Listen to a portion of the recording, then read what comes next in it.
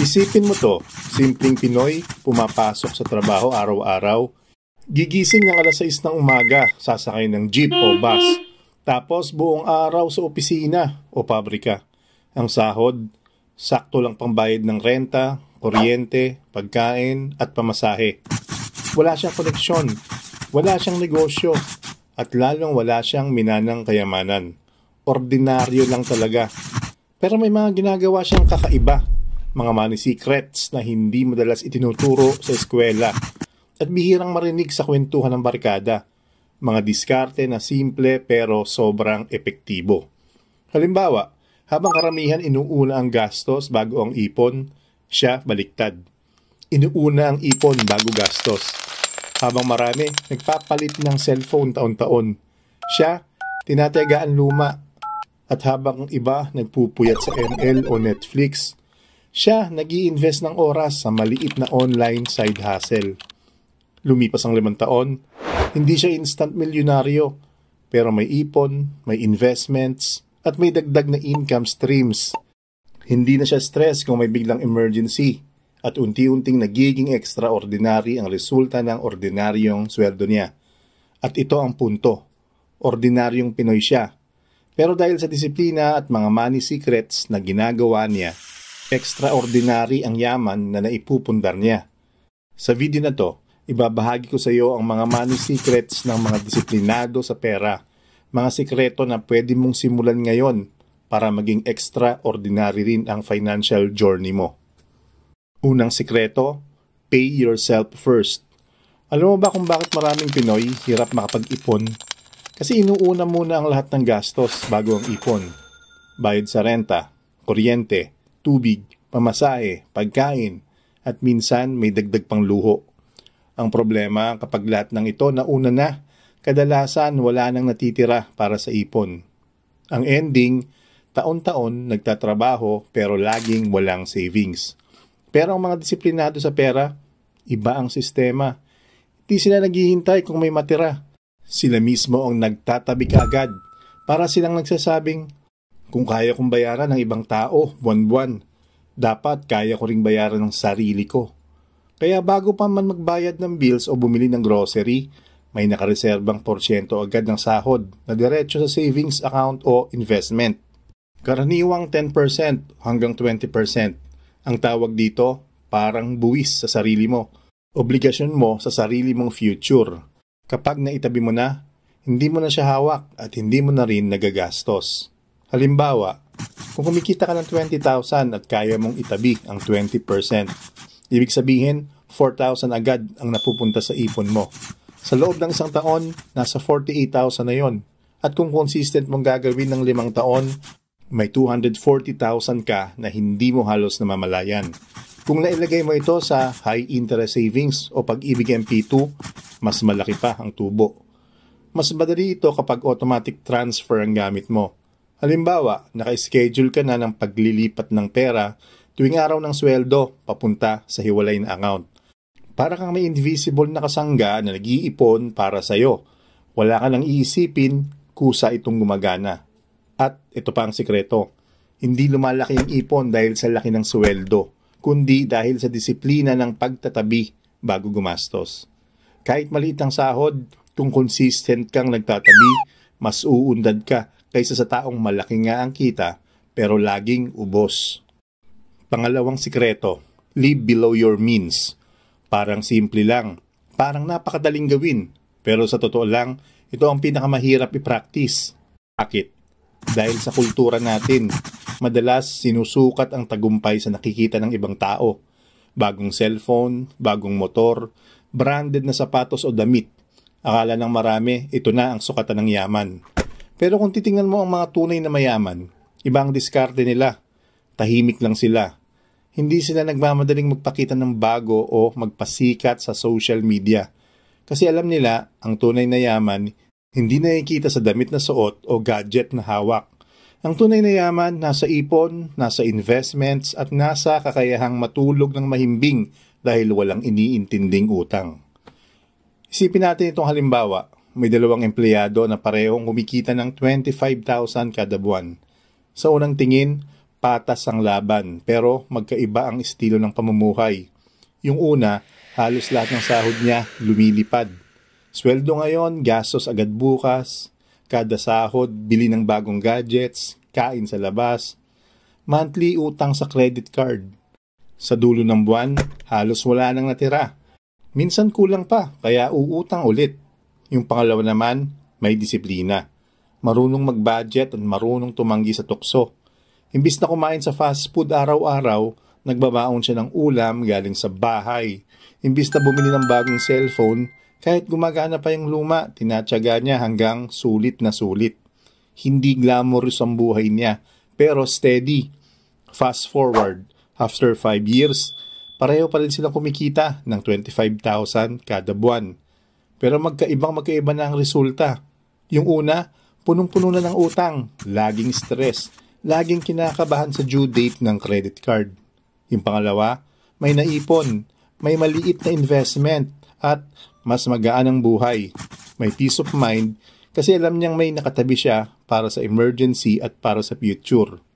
Ang leksyon dito, malinaw, hindi tungkol sa laki ng sahod ng pagyaman, kundi sa pagkontrol ng lifestyle. Kahit maliit ang kinikita mo, kung marunong ka mag-adjust ng pamumuhay, base sa laki o baba ng kinikita mo, may chance kang makaipon at umasenso.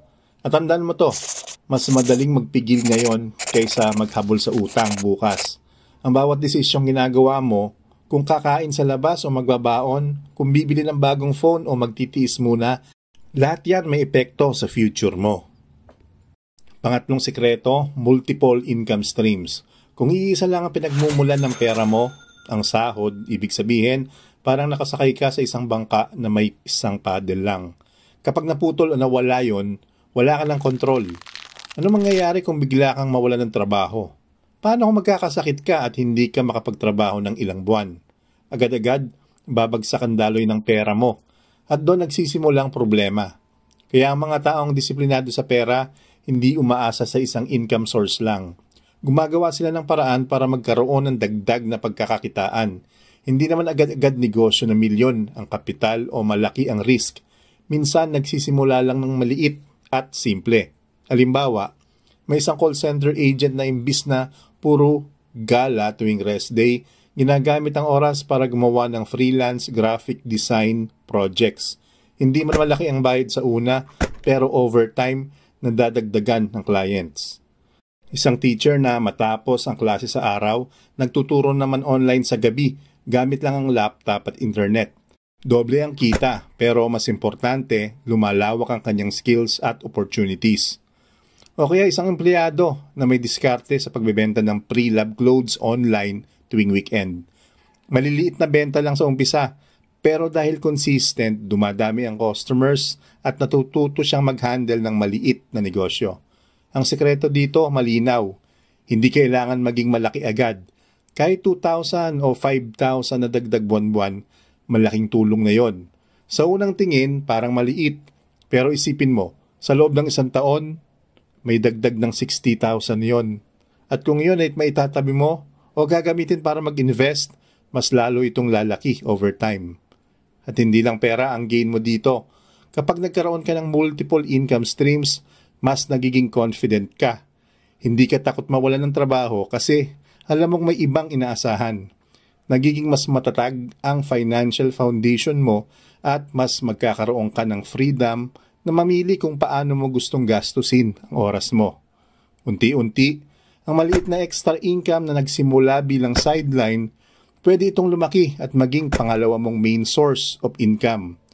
At dito nagsisimula ang totoong financial freedom. Kapag hindi ka na limitado sa isang source lang, kundi may iba't ibang daluyan ng pera na sabay-sabay na gumagana para sa iyo.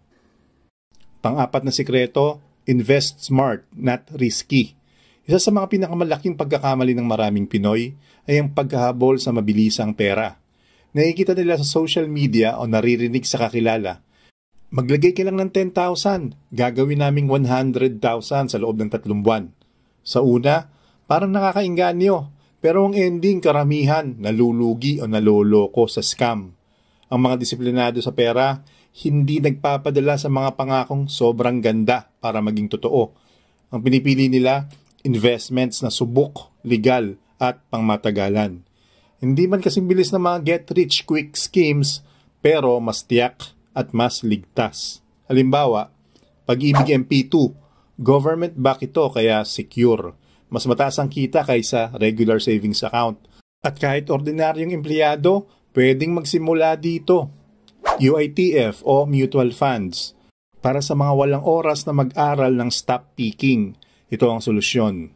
Pwedeng mag-invest ng maliit na halaga at automatikong naikakalat ito sa iba't ibang kumpanya.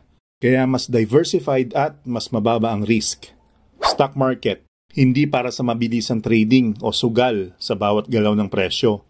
Ang diskarte ng matalinong investor ay bumili ng shares sa solid na companies at hayaan itong lumago sa loob ng maraming taon. Ito ang tunay na sikreto. Hindi bilis ng pera ang susi, kundi ang compounding over time.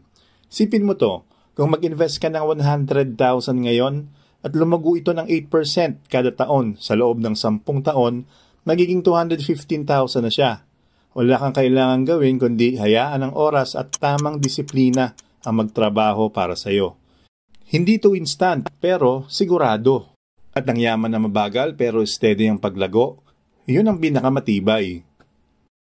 At ito ang pinakamahalagang money secret. Discipline over motivation. Kasi totoo lang, hindi araw-araw motivated tayong mag-ipon. Minsan gusto mo rin gumastos. Minsan nakakatamad mag-budget. Pero ang mga extraordinary Pinoy, hindi umaasa sa motivation. Umaasa sila sa sistema. Halimbawa, may set budget na sila kada buwan. At sinusunod nila ito kahit ayaw nila.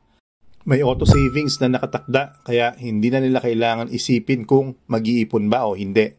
May routine din sila na sinusunod at dahil doon, kahit wala silang gana, tuloy-tuloy pa rin ang financial growth nila. Ang tunay na sikreto ng mga extraordinary, consistency, hindi feelings.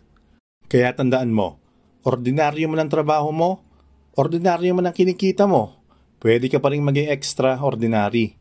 Kung gagawin mo ang mga money secrets na to, pay yourself first, live below your means, build multiple income streams, invest smart, at piliin ang disiplina kaysa motivation, unti-unti kang aangat. Hindi bukas, hindi instant, pero sa tamang panahon, magiging extraordinary din ang yaman mo. Dahil sa dulo, hindi sa laki ng sahod naka-base ang yaman, kundi sa mga sekreto at disiplina na ginagawa mo araw-araw.